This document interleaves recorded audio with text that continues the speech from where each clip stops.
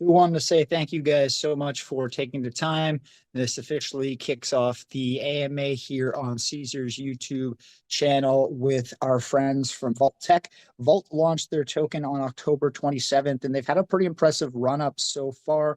Launched around 90K starting cap. All-time million was just around 18, all-time high, sorry, was just around 18 million. Currently sitting just under 14. The one thing I do like about this is they have a pretty solid distribution within their holders, as well as the LP ratio is pretty good for a sub 15 million market cap with almost 800,000 in liquidity at this point in time. The concept here is they are looking to, and they've already developed kind of the early stages of their AI integrated escrow Telegram bot. They're going to be also offering different services here specific to the crypto space, whether it's through their AI generation, coding, code review, or some of their service providers. They do have a gamification aspect that they're going to be building in, which I'm excited to talk about, kind of highlighting their top service providers within the ecosystem. This is a really great value add when you're talking about helping your clients like streamline their decision making process. There's going to be a referral system in place, and I know the one thing, these utility projects right now, the discussion topic is all around revenue generation, and I know there's a 1% revenue pool shared kind of between the vault holders there from that, the services that you guys do bring in. So we're going to break down everything throughout the AMA, from the tokenomics, the holder distribution, the revenue share system, as well as what these guys are trying to build up and the vision behind Vault Tech. So as I mentioned, and as I always say, make sure anybody listening in does do your research, does check out the community and go through their website, actually take the time to demonstrate and trial the bot, important in your process. But at this point, I will, Jeff, throw the mic to you. Excited to have you here and break down a little bit more about what Vault Tech is building. Awesome. Hey you guys, how you guys doing? Appreciate you guys having us on as well. I'll give a quick intro about me and a quick intro about the team. About me, I'm a software engineer. I've been a software engineer for the past few years. I recently got into business development. It's been a few years. That when I say recently, it's been about 3-4 years, and that's actually when I got into crypto. I started out as an investor, and then I started working on different startups in the ecosystem, helping them with development, game development, business strategy, and then also fundraising. And I recently started this product. It started out differently. We started this project as a game, and then we realized that we needed to solve a problem, and a game doesn't necessarily solve a problem, and so that's where we built this company. What I do at Vaultec though is pretty much take care of all the technicals in the project, manage the development team, and ensure that everything is up to standards. And when it comes to security, and I do handle some of the development as well. But now at our scale, we're trying to scale our development team as we go as well. I try to help with the strategies as well, and on the execution of the strategies as well. Strategies when it comes to user acquisition and so on. But yeah, that's a quick intro about me. We are a 4-people team right now. We have a few employees full time, and we fill every gap when it comes to business. I take care of all the technicals. The rest of the team has experience in business, marketing, graphic design, and so on. But yeah, that's a quick intro. Thank you for having us on here again. So great to meet you, Jeff, and I really do appreciate a little bit of a breakdown on kind of what you do in the team. And myself, I'm definitely kind of the opposite of you. I would not be able to work my way around a coding or like any side of tech. So it's great to know that you're really versed on the Solidity side, because that's where some of the questions, as you mentioned, security, really one of the points, and I'm sure it's probably one of the most talked about things in your community, especially as you guys try and scale and go after some of these bigger clients and work with bigger providers, or even have larger individuals or whales within the space utilize your escrow services over time. So really excited to kind of break things down. Now I would love to have you introduce us to Vault Tech a little bit more detailed, and what kind of was the vision and what kind of pushed the team to want to create a tool and a service like this in the space? Because right now it is kind of utility season, as we've seen. And there is a need for escrow. We've seen these types of concepts launch in the past. A little bit harder to get traction, but you guys have definitely in the early stages done really well on the chart and on the community building aspects. So now that you have people with eyes on you, I'm really excited to kind of learn a little bit more about how that's going to translate into the actual business. Yeah, I'll make a quick intro about Vaultec and then kind of go over why we chose to do some of the things that we've built. So Vaultec is an escrow platform for any client or any company or project to find instant talent for the best prices and lowest fees for both service providers and also buyers. So if you're a new project in crypto and you're looking to hire a graphic designer or a web developer, you go through our platform and you instantly get matched with someone that you to fulfill your service. So if I'm looking for a web developer, I would just go on the spot and find someone instantly. You would find the best prices and then pay the lowest fees. And the service provider, once the service is completed, they also receive their funds with the lowest fees. The payments are all in crypto. We're planning to add fiat as well, but right now it's all in crypto. And the cool thing about this is for service providers, there are some gamification features in place. So one of the cool one is a leaderboard in which the service providers who excel at delivering services, whether it's through reviews, amount of services they deliver, or just the amount of money they make, those leaderboards the people on top, they will win prizes such as vacations, cash rewards, and so on. This will always incentivize everyone to deliver high quality services and ensure all of our buyers are always satisfied. And this is one step to make them satisfied. But the other step that we take is pretty much like vet every service provider on our platform, and we have a lot of them. So this part alone takes a lot of time. This is just the tip of the iceberg of what we're building or what we've built so far. We're also building we built two more things: an OTC and an exchange system that went into our bot. The reason why we've built those is because uh, it's a lot easier to capture some of the crypto market through those products. OTC is needed in pretty much every community.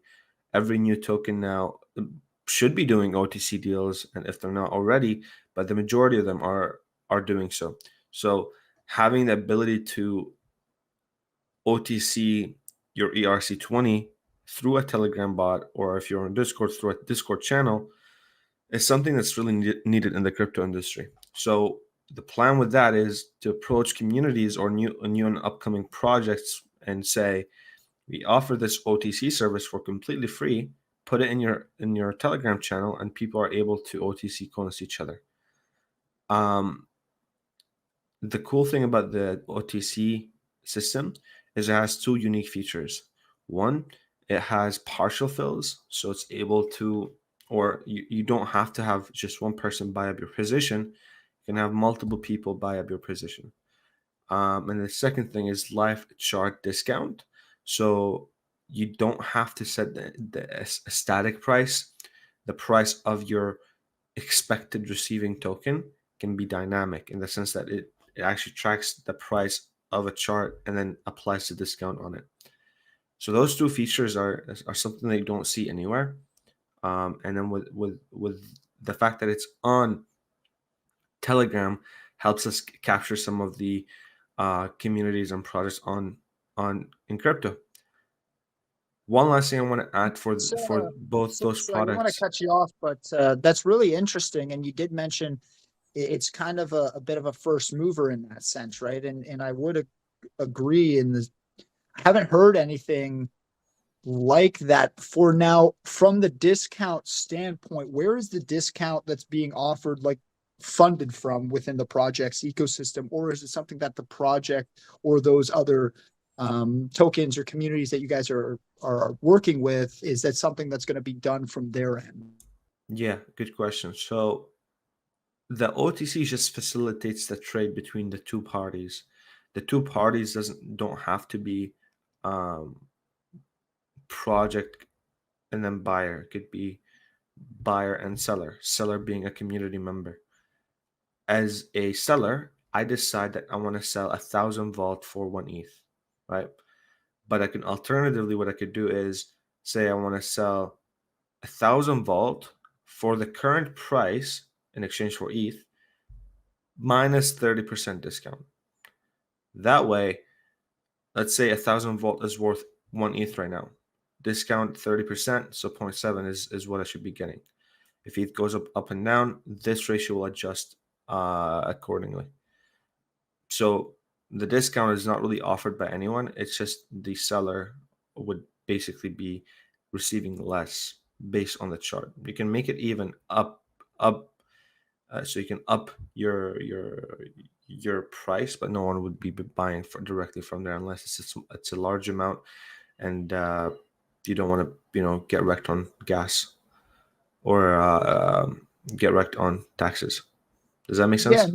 Yeah, no, it does. Now I completely understand like the value to the projects, right? Because instead of somebody essentially selling your tokens back onto the open market against the chart and potentially causing a dump, especially if they're holding, maybe like a 2% supply, it does make sense from a project standpoint to want to integrate this type of solution for their community members to utilize, right? Now, I guess I'm just trying to see from the seller standpoint, like if it's a project or a token that may do well or may perform well over time, selling your tokens for like a 30% discount. And then, the way the space works, right? If you sell it for a 30% discount and then it 10x's from there, well, then you're getting burned almost even more, right? So I'm trying to figure out, like, from the seller's perspective, why they sell for a discount, unless it's a situation where maybe they just need the funds, right? Because yeah, like that's kind of the secondary layer of my question is it makes sense for projects to want to implement this type of your escrow bot into their communities, because it reduces the potential impact on the chart if tokens are being sold on the secondary market versus dumped against the chart. That completely makes sense. But from the seller's perspective, unless the token looks like it's dying and they're trying to almost minimize their losses, if the token, like, for example, like somebody's holding Vault and they're very optimistic about the future, well, why would they maybe sell that for a discount, right? So it's just trying to figure out what your target audience would be on the selling side from the B2B or value add to the projects or the tokens that would implement the bot into their community. 100% makes sense what the value is to them, especially from a chart perspective. Sorry about my dog. But from the seller standpoint, that's what I'm trying to just really figure out, is like what the target audience would be and like the types of value that you would get from selling at a discount if the token is promising, versus it makes sense if you're selling if it's on decline to try and minimize your loss. So the feature is not necessarily just the idea of a discount. The feature there is it will track the price of a chart and then apply that for your OTC deal. The idea of a discount is basically comes from the idea of OTC deals. OTC deals are good because you get a discount. And usually, if you're a whale, you don't want to get wrecked by slippage. You OTC your tokens to someone else if you're either a whale or a project. So that those are the ideal types of customers. Whale, you would get wrecked on slippage, taxes, and gas fees. OTC your tokens and you don't get wrecked. Offer a nice discount. Maybe you bought them a lot earlier. 10% discount, 5% discount doesn't kill your profit, but it's incentivizing for people to buy them. OTC, because now they're not paying taxes, they're not paying gas, or they are paying a little bit of gas, but a lot less, and they get their tokens. So it's a win-win. And OTC is not like, we're not inventing the idea of OTC. We're just making it easier for people to access. And usually OTC deals that happen through middlemen, and we abstracted that without needing to have to trust middlemen. We just put you in a smart contract, both parties send the funds, and the exchange happens. Before, with the middleman, they just check the price on DEX tools. There's no need for a middleman there. We just do it automatically. So the product is just making it a lot easier to access and use. But the idea is not being invented by us, if that makes sense. That was a great response. And you didn't even mention the fact that MEV-bots have become such a big factor on high volume tokens, right? If you are a larger buyer, as you mentioned, who's kind of like that target audience for you. You mentioned slippage, you mentioned gas, but the fun of MEV-bots, right? We didn't even go into that. So great response, Jeff. Sometimes what I do here is, play a little bit of, I always like to joke devil's advocate and throw some of those questions to really dive deep. But great response in terms of the, where you guys would look to target and kind of your core audience there. For usage on the secondary side from the OTC perspective. Now, I did want to get into, I always say it's a little bit more of the boring side, but just kind of the tokenomics and what you guys are running with. I know there's a 3-3 tax on everything there, but I did just want to break down some more of the basic, tokenomics, taxation of the project and, how that plays a little bit into the revenue pool that's being built up over there for the vault holders. Yeah, of course. I appreciate the compliments for the answer as well. So for the tokenomics, we have a 5-5 tax structure. We're getting that where you got the 3% updated as soon as possible. It is 5-5 right now. And then in terms of tokenomics, the team owns 8.5% tokens. The rest is in the staking pool.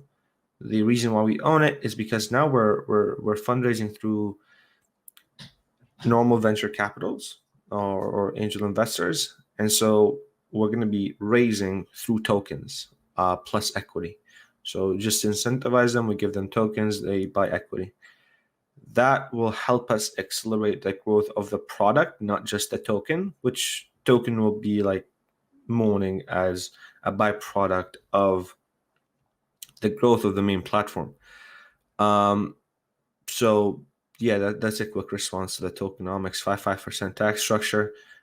Team owns 8.5% of the supply. Rest is in the staking pool. The LP has been locked. And yeah, we started at 90K market cap, and now we're just shy of 14 million. No, and again, it's been an impressive run to watch, especially, launching sub 100K market cap. And as I mentioned in my introduction, one of the things that, has impressed me with this one is the strength of your liquidity pool. If a lot of the times, if you see a token that's less than a month old in the space, Jeff, especially yourself, I'm sure you know what I'm talking about. You'll have less than 1%, 2%. And I've even seen worse liquidity, right? So it is nice to see because it gives a little less stress and a little bit more, not peace of mind, but it's just a little bit nicer and can entice larger buyers. And if your target, on the usage of your bot and your tool is more on the whales from the OTC side or larger buyers, well, having a stronger liquidity pool from like a chart perspective is also a thing that those individuals do like to see. So one of the things I wanted to understand is from the Telegram bot, now, do you have to hold vaults, or what would the benefits of holding vault be within the usage? Like, can you use the escrow services for a fee, like ETH or something like that if you're not a vault holder? And if you are a vault holder, what are those benefits to you kind of as the scaling happens within the escrow service? Yeah. So right now, the main utility for holding a token is, well, you could stake it for sure. We got 3 tiers. There's 25% APY, I think 60 or 50%, and then 75. so we have the staking, but also the main thing is revenue share. From our platform, the revenue that we get, will be sharing a percentage of it, which right now we've been using on buybacks. But also we've used some of the tax money for buybacks.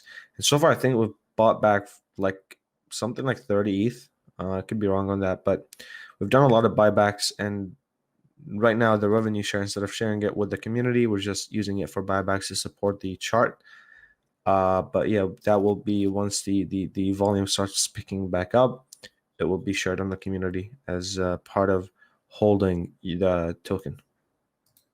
Now, I guess from the usage so far, because I know the bot is available if you go onto the website and whatnot, what have you guys seen right now from like usage statistics, group ads, anything like that from the data you're tracking?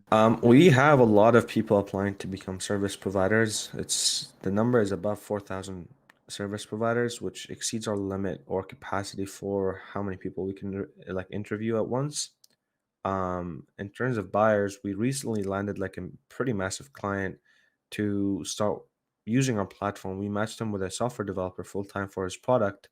And so just from that like client alone, we're making about $1,000 a month in revenue share or in just fees from both parties. So scaling that is, you get how easy it would be, like with 100 clients, which is not a big number for such product.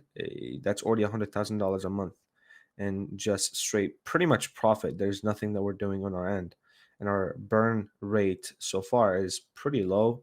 We have a few developers, but we made sure that we get obviously we're a service providing company, so we made sure that we're getting the best service for the lowest prices as well.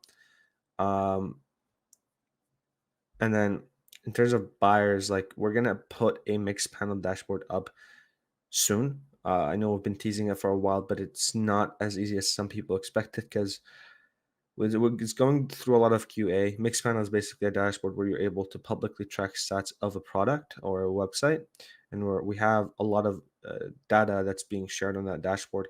The issue with it is it's not easy to undo a problem. So if there's something wrong with the stats or stats being pushed, like currency conversion, it messes up the data on the dashboard, so that we don't want to push something that's not ready. So that we're just making sure it's all well tested.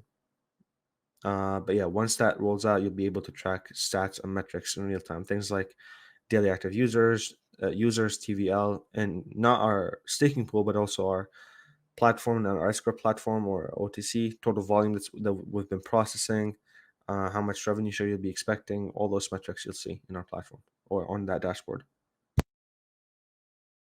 Oh, no, I appreciate you kind of breaking that down. And you're 100% right. Like it's twofold, right? When you're working with that much data, you could take the data and put it out there, but as you said, when there's so many variables, you want to make sure everything's right, but you also have to make sure that it's easy to translate and understand, because not everybody's, I guess, level or knowledge base is the same, right? So you really have to compile the data in a super user-friendly way. And if you feel like it's not ready to go, it's going to lose a lot of that potential value being released when it's not, like what you said, 100% or up to what you guys would feel would be your standards. So, I'm somebody who doesn't mind waiting as long as it's in the pursuit of perfection. And, I do like the fact that you guys are willing to take the time to get it right.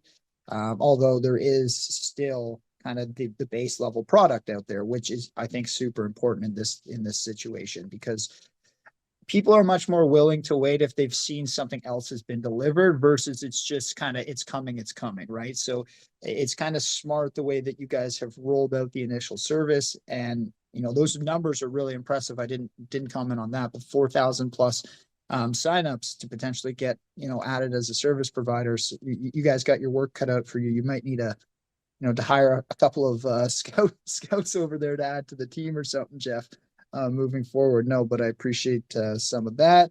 And when would the first, I guess, revenue distribution happen for holders? Because I know it's that 1% pool that's going to be allocated amongst the holders. Now, I guess two questions. does the total amount of revenue to be distributed have to hit a certain threshold, like 50K, and then before it happens, or is it ongoing? And then my second question is, what is the distribution like for the holders? Do you need to have a certain amount of tokens to trigger that revenue being distributed to you? The one question, it's always those questions that I can't answer just because we try to under promise and over deliver. But the other two questions, for the threshold, we likely will have that, but it will be something realistic. Like if we're hitting $100,000 in revenue a month, we're not going to make the threshold $1 million. That's just like unneeded to happen. So we'll make it something realistic and something that actually does occur. And then for the amount of holding, no, how much you get will be based on how much you own. So if you own all the supply, you get all the revenue share. If you own 50% of the supply, you get 50% of the revenue share. So it's going to be like a ratio for how much you get is how much you own, basically.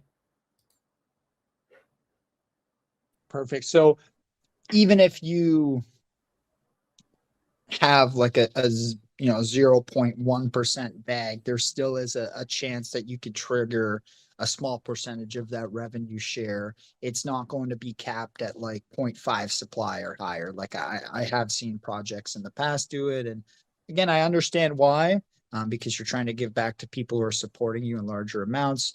But, a lot of the times the smaller holders are the ones that are more active and maybe show up on the day to day. So giving benefits to everybody, although maybe not at the same level, I think has really always been an important thing if you can get it right. So, yeah, just kind of curious if that may be a threshold or if everybody qualifies.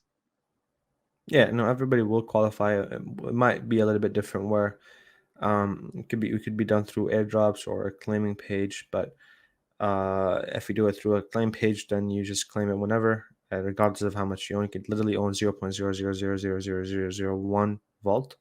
Or if you do it through an airdrop, then we might have to add a limit just because we don't want to be wasting gas. But yeah, that's pretty much it. Oh, awesome. And then I guess the other forms of revenue, because I know you guys are going to be offering different crypto services through your AI tool as well as through your service providers. Do you guys make a small commission from those providers as you guys help them essentially sell services through your network? And how does this play into like the pool of rewards that you guys are building up? So we like every product that we have has fees.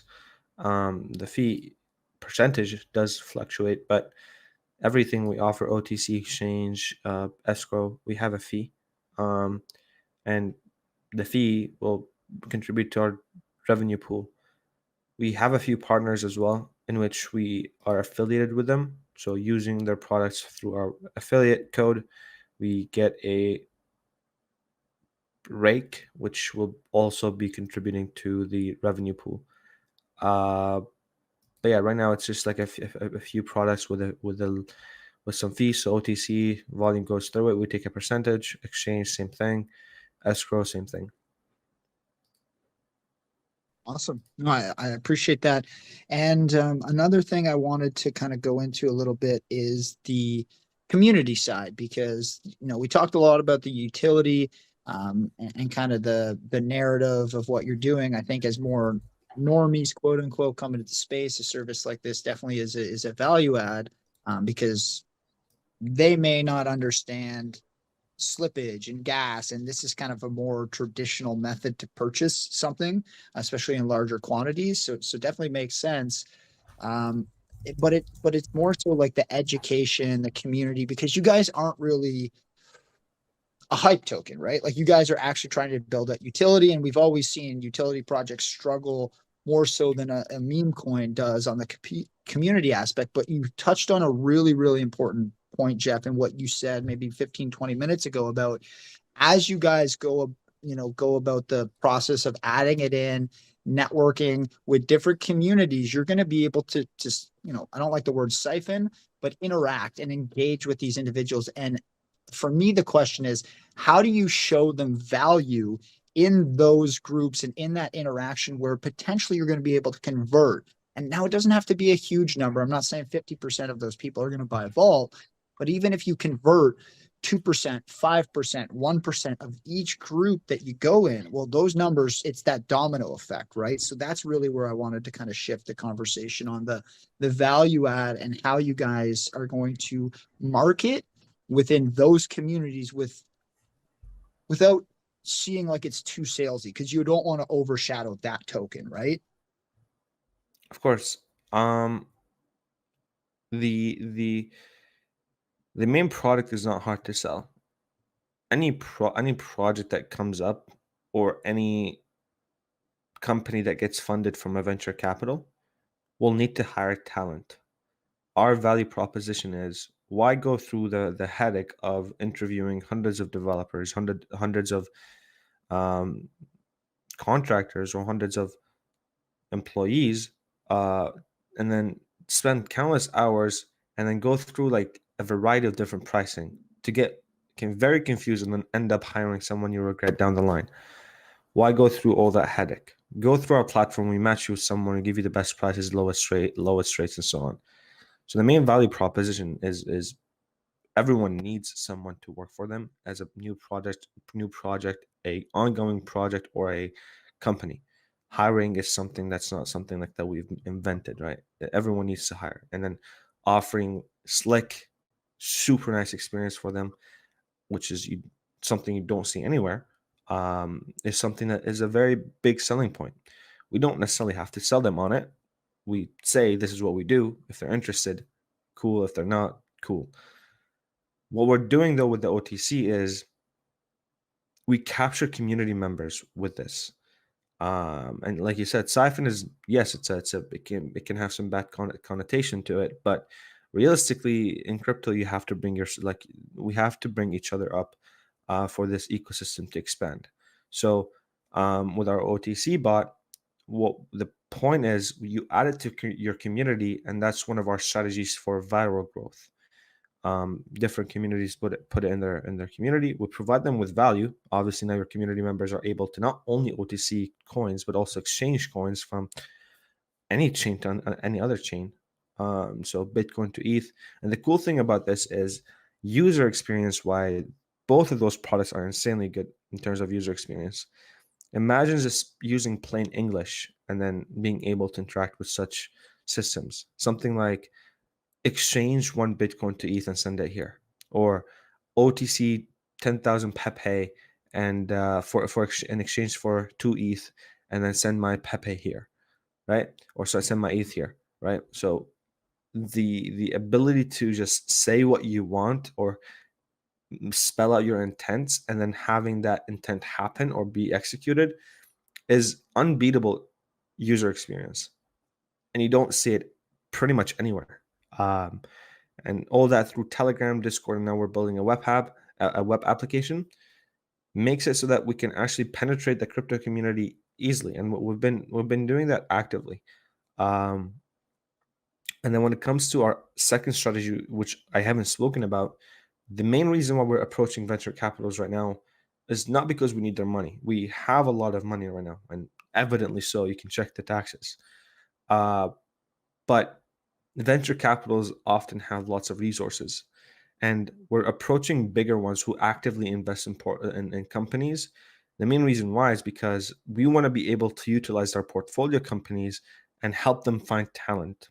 So if we source all their talent through our platform, that's $1 million per startup per year in just volume. Say, for example, we do 100 startups. You can do the math yourself. It would be insane. So we go with 5 venture capitals. We hopefully get all their portfolio companies, help them hire. It can go insane. And that's like one of our biggest strategies, because all those crypto products are cool. We give them talent, but realistically, how much volume are they going to be, transacting through us? Not much. Companies, they will be processing 100 times more volume per company compared to crypto products. So that's our second strategy, which is going to work. We've been having a lot of conversations with a few investors here and there. and people like it. It's now a matter of who will give us the best money in exchange for what we're offering. It's just us selecting the venture capitals that we want to go with. Yeah, no, that's and I love that you kind of went that route. And I'm going to throw a question and maybe a bit tougher to ask, but as the markets and regulations, institutions, from the traditional sectors come into crypto, we've seen some larger banks in the US and Europe offer some lending. Like, how, I guess, do you guys at that large scale, the VC level funding, how do you guys compete against the banks? And I guess what would be your value proposition to these larger financial institutions? Because you it's just all about security, right? When it comes to funds, especially when you're talking about hundreds of thousands or millions of dollars that would be transitioned or transferred at these levels. And the banks just have that reputation, right, of security. Now, I'm not a big fan of banks personally, but like that's just the way it is, especially in the financial sector. So, like, what would the value proposition be to the VCs and those larger capital firms versus an established bank that's maybe branching into the Web3 and the crypto space? So for venture capitals, they're buying up equity. They're buying up equity. We're giving them a bonus in tokens. So they're just making an investment with their money. So they give us $100,000. The valuation is at 10 million. We give them equity in exchange for that $100,000, and then on top of that, we give them a bonus in tokens. So they already have their money back, and then they have the equity, in which if we IPO, or they can even OTC their shares, or if we get acquired, they make double their money just like that. Not to even count the market cap going up or our valuation increasing. They're all already like guaranteed a 2x, and now it's just like a matter of going up and up and up.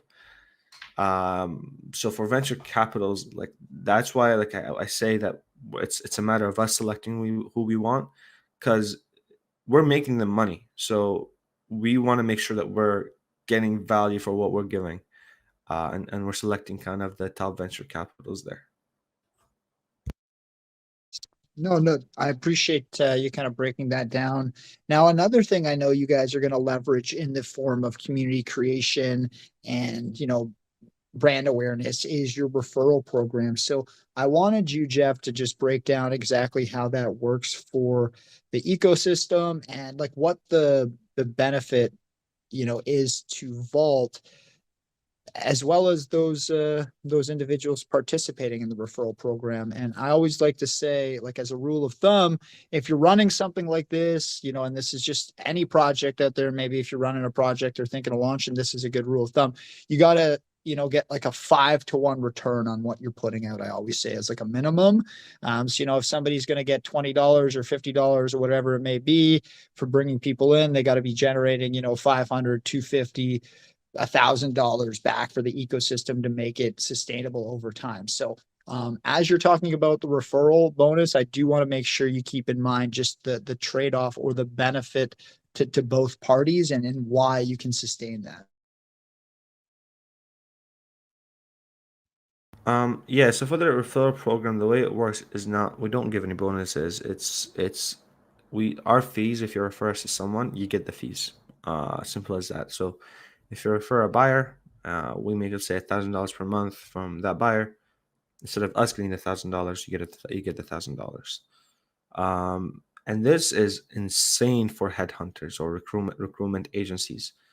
Like they can make a lot of money from this, because oftentimes recruitment agencies, the way they operate is through upfront payments, and they never keep a referral fee. Uh, Upfront payments are cool, but after you get them to people, you're done. If you have the fee, the 5%, that could be scalable. So those are our ideal kind of clients for the affiliate program or the referral program, in which we just have those people kind of use our referral program to make ongoing revenue to sustain their agency. We haven't done any initiatives yet to approach those people, just because I feel like we need to have we need to vet the 4,000 applicants that we have so far, and those are just software developers, right? We haven't even touched the other industry or verticals yet. So we're hiring people to also help us with the interviews, but we can only do so much as a team, and it's only been 3 weeks. So we've accomplished so much in such a small amount of time, but there's a lot more that's to come as well. So expect some big stuff soon. Yeah, and I respect the way that you guys seem like you're strategically holding off on things and rolling them out after certain points, or once a certain level of completion is done, and you guys are able to at least soft test things. So I do, really like that from a strategy perspective. Now, the fees, I wanted to go into that a little bit more with you in terms of like the commission, the referral. So is that see, we'll use the example of $1,000 like you mentioned. Is that $1,000 off one buy, or is it off like the lifetime of that like whoever gets referred in's buying, in their entire usage of your ecosystem? Because I've done it both. I've seen it done both ways, and I'm just trying to see how you guys can capitalize on those big referrals, because word of mouth will probably be one of the biggest ways you guys will grow early, because it's a bit more cost effective, and trust plays a big factor in that, which you touch on security. Well, I'm going to use trust. And if somebody's referring their friend to use your service, they're likely a bit more trust involved there. So if they're getting all of the commission for that lifetime, you guys may struggle to scale your revenue, versus if you guys give, the first X volume from that referral goes straight to the person, and then you get the rest, or you split the rest with that individual throughout the lifetime. That is something I'm curious. So, I don't know what the team discussion has looked like there. But if it's lifetime commission for the like whoever refers somebody in, I mean, you guys pay better commission than most of the companies that you used to work for sales. So that's pretty, that's pretty cool. So the way the fee structure works, and the way how that works with the affiliate program is, it's 5% from buyers, 5% from sellers, right? That's the fee structure for escrow. If you refer someone to a job through our platform for that specific job, you keep the 10%. Oh, sorry, you keep the 5%. So we keep the other 5. Meaning, let's say there's $10,000 of $10,000. That's the monthly salary of that specific service provider a month. So 10% would be $1,000 in revenue. You get $500 of that. Now, the reason why we give that much is because you brought us a buyer.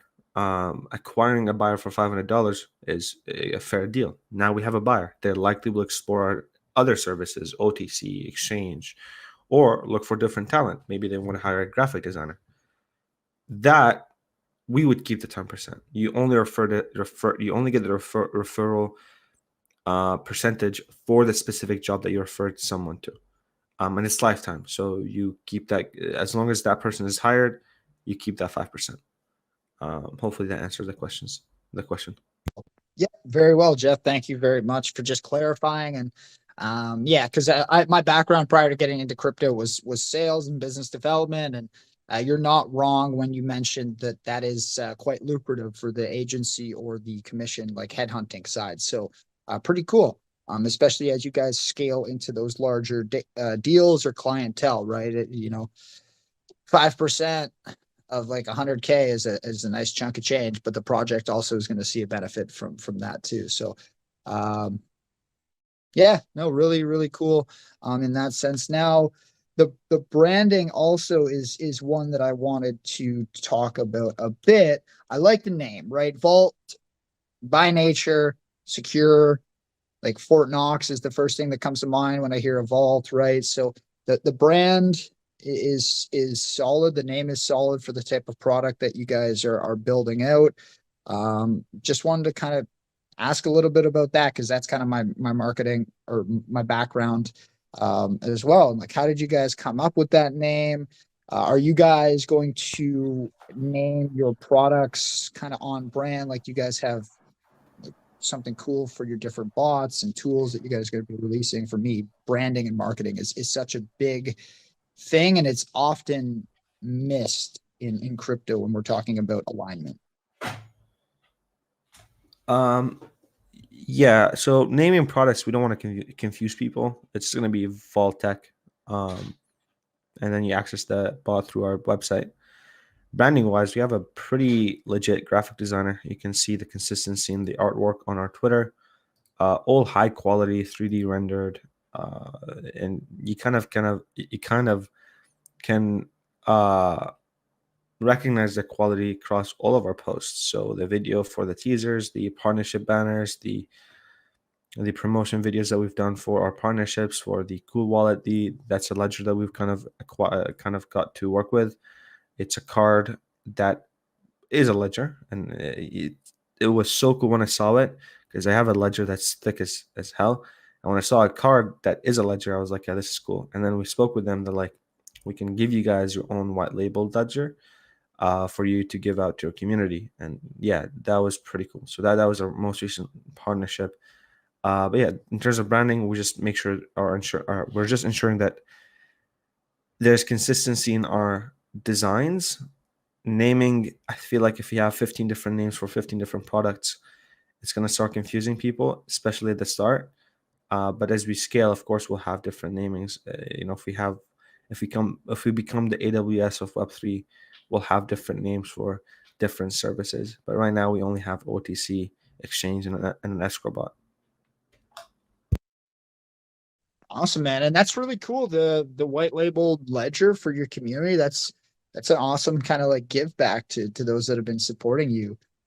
Is this something you guys are going to be offering as a discount, or is like something that's completely free to maybe people who are holding a certain amount of supply?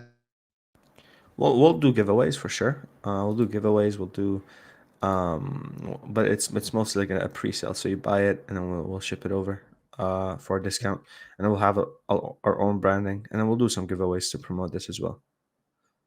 It's really cool. Again, anything you can do a little bit outside the box to get your name out there is never a bad thing. And it's good to know you guys have some white label connections within the market.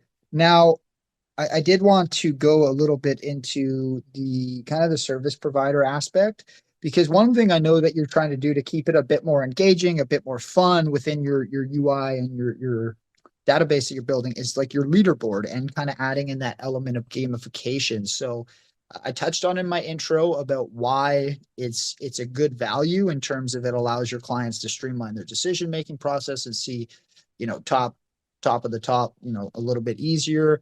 But yeah, just kind of touch on that, how you guys are going to utilize gamification and what type of data or KPIs, like key performance indicators, you're looking at when you rank those leaders. For me, that's really important. So we'll have different types of leaderboards.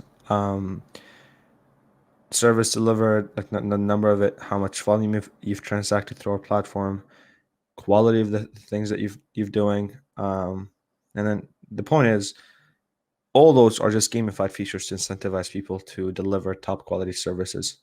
You'll win vacations, you'll win cash rewards for delivering, and it's just a way of giving back and having incentives for those people to keep delivering good quality and not burn out or not feel or deliver shitty service for someone who they don't like. And that's a big issue with Fiverr often, or Upwork. Oftentimes you see good reviews, but then you have a bad review or a bad experience with that developer or service provider. That's because they lose motivation, or they lose incentive to work on the product. They already made money. There's no more incentive. But for when you offer such incentives like vacations, that does stick with such providers. They're like, yeah, I want to go on this vacation that's paid. But yeah, that's hopefully that answers your question. Yeah, no, I think from like the base level, I think we covered everything. Now, I wanted to also ask you guys what's upcoming, because that's another big thing I always like to touch on before we close things. Like the call to action for everybody, what you guys are going to be doing over the next few weeks, the next month. I mean, yeah, just kind of like what to expect from Vault. because it's really been impressive to watch since I first came across and just deep dive your vision here. Of course. So there's a few things I'll tease. I guess one of the coolest thing is an event that we're hosting in about 9 days now. It's going to be hosted in Toronto, and it's going to be a conference for like 100 people to come in and just network, party, enjoy their night in Toronto. But it's mostly going to be like Vault oriented, so we'll have like branding, merch to give out, and maybe like a speaking, like just like a 2-minute speaker keynote kind of event where we talk about Vault to the people who attend, because it's going to be like normies or crypto degens in Toronto that show up to such event. We also registered the business in Canada, so we've started applying for not just VC funds, but also accelerators and different incubators like AWS, NVIDIA, AMD, and all those big names in the tech world to access their resources, like computation resources. And we're also basically doing a few things on the back that I can't really speak about yet. But there's a lot of development that's also happening in the background. So again, a web application is happening. We're also building the Discord bot is being QA'd right now by our QA team, and we're enhancing a lot of the features that and the user experience that is offered by our Telegram bot. Yeah, so just wanted to tease those quickly. I remembered my question. I would have kicked myself if I didn't get it out because it's really important now because you guys are offering an escrow service. What does the dispute process look like if there was ever, because it's all done through a smart contract, what does the dispute process look like if there was ever any issues between two parties? So the disputes are handled manually by us. If there's any dispute, we go on ahead and review it. Yeah, but we have access to disputes.